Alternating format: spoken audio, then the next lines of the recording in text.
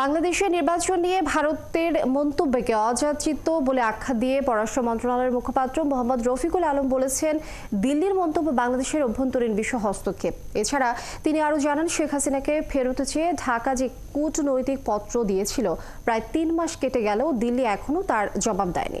আরও জানাচ্ছেন পার্থ সঞ্জয়।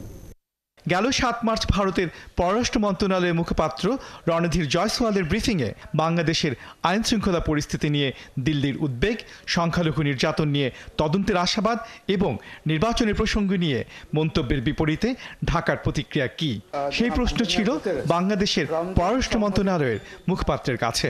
জবাবে মুখপাত্র রফিকুল আলম বলেন, ভারতের বক্তব্য বাংলাদেশের অভ্যন্তরীণ বিষয়ে হস্তক্ষেপ। বাংলাদেশ মনে করে এই বিষয়সমূহ একান্তই বাংলাদেশের অভ্যন্তরীণ বিষয় এবং এই ধরনের মন্তব্য অযাচিত এবং অন্য দেশের অভ্যন্তরীণ ইস্যুতে হস্তক্ষেপের শামিল।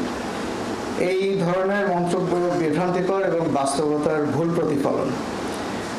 বাংলাদেশ সকল দেশের সার্বভৌমত্ব, আঞ্চলিক অখণ্ডতা এবং অভ্যন্তরীণ বিষয়ে হস্তক্ষেপ না করার নীতিতে দৃঢ়ভাবে বিশ্বাস করে। বৃহস্পতিবার দুপুরে মন্ত্রণালয়ের সাপ্তাহিক এই ব্রিফিংয়ে আরও প্রশ্ন ছিল, শেখ হাসিনাকে ফেরত পাঠানোর জন্য যে চিঠি দেওয়া হয়েছিল সেটির উত্তর ভারত দিয়েছে কিনা। এটার আমরা ভারতের কাছ থেকে কোনো উত্তর পাইনি।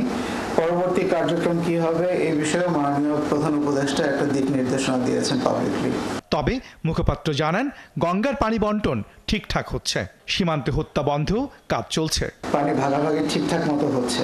এখন কোন নদীতে যদি পানির ফ্লো কম থাকে তাহলে সেক্ষেত্রে মডাস অপারেন্ডি কি হবে সেটা টেকনিক্যাল কমিটি ডিসাইড করবে। জাতিসংঘ মহাসচিব আন্তোনিও গুতেরেজের বাংলাদেশ সফর প্রসঙ্গে মুখপাত্র বলেন, রোহিঙ্গাদের জন্য আন্তর্জাতিক সহায়তা বাড়াতে এই সফর ভূমিকা রাখবে। চলমান সংকটের দ্রুত গ্রহণযোগ্য সমাধান কল্পে আন্তর্জাতিক সহযোগিতা জোরালো হয়ে উঠবে বলে প্রত্যাশা করা যাচ্ছে।